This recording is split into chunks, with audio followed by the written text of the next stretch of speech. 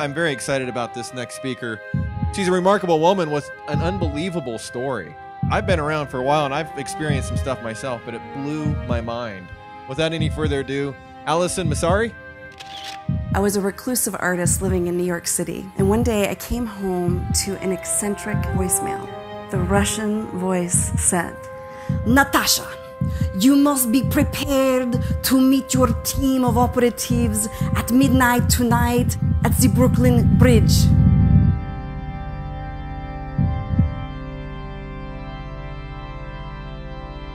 I will send you precise meeting coordinates and encrypted code. That was my father. For 2 years, we'd been playing this very elaborate game pretending to be Russian secret agents. We were always trying to one-up each other in clever spy talk. Allison I met through Facebook. I met her through a friend of a friend, and I read her story, which was truly remarkable and just brought me to tears, and actually sent her an email, and 12 months later I'm meeting her in person and said to her 12 months ago, I can't wait for the day to meet you. Oh, fantastic. So moving. So many messages. It was fabulous. And it was the most extraordinary, heartfelt presentation. I think we all got a little bit teary. As you heard, my alias was Natasha. I imagined myself with long black hair and high black boots. Very dangerous. Natasha, be very careful when you start your car. Natasha was not just dangerous. She was an agent who'd frequently saved the world from impending doom. But then came the day that all joking stopped. I was hit by a car, 60 miles per hour, trapped inside, consumed in fire, and nearly burned to death. As a little girl, I was raised to believe that good would prevail no matter what.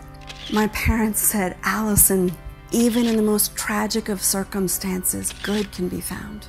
Unfortunately, I took this to heart. It was all tested at age 17 when I read a newspaper headline, "Fire consumes 2-year-old baby playing in the closet." The story went on to say that the little boy was alone playing with a Bic lighter. Within seconds, he was consumed in fire.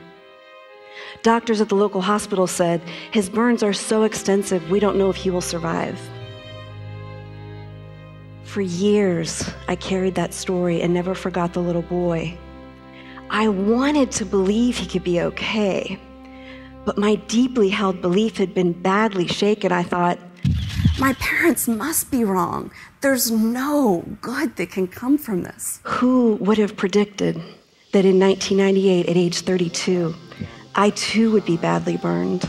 The police report considered it a homicide. They couldn't imagine me surviving. I felt deeply betrayed by life. My face was so swollen I couldn't open my eyes. One morning I heard the shuffling of feet, and as I began to just crack my eyes open, I heard, "Natasha, it appears that the enemy has made yet another failed attempt to neutralize you." Just what she's been through and the inspiration that we get from her and what she's done and how she's come through all the troughs of her life to be in the place where she is now is just fantastic, and you know that'll be a lasting memory for me. Everyone can learn something from it, I reckon. And my dreams have come true. To have someone go through all of that and then to come out so beautiful in the end is just lovely. In an instant, I went from devastation to power. Involuntarily, I was thrust into my character of Natasha, feeling as if I just saved the world, proud to be an agent in service to my country. It was a badge of honor to lay bloody and swollen. Amazing. And as Boris would say, it is the power of the mind. She is a full expression of her feelings. She's not only speaking, she's not only explaining, but she's living her words. She's living each and every word she says. She put so much passion in every word, and she used different languages. She used English and other languages, and she uses her body, and she uses pictures, She is a multimedia, fully passionate woman. I love her. Allison is like a wave in the sea. The things she said and how she said it makes you really think on what you do in your life and why you're doing things in your life, and gives you the power to overcome almost any difficulty you may have. And I felt the same as she was explaining. We have to enjoy every time. This life is a gift, so let's do it. In response to the outpouring of love and support I received, I started a camp for teenagers with severe burn injuries, the Roger Pepper Adventure Camps, named after the man who saved my life. I wish you could meet one extraordinary boy from the camps named CJ. You would see that he's burned head to toe. He has no fingers, just one knuckle, and a very charismatic smile. Year after year, he's the guy who throws a party for everybody. He brings the music, he gets the snacks. He has such a quiet assuredness that you quickly forget he's burned. His love just bursts out of his body. One day, I was on the phone with CJ. I said, CJ, we've been friends for 10 years, and I never asked you how you were burned. In his gentle voice, he said, did you ever hear about the baby with the big lighter?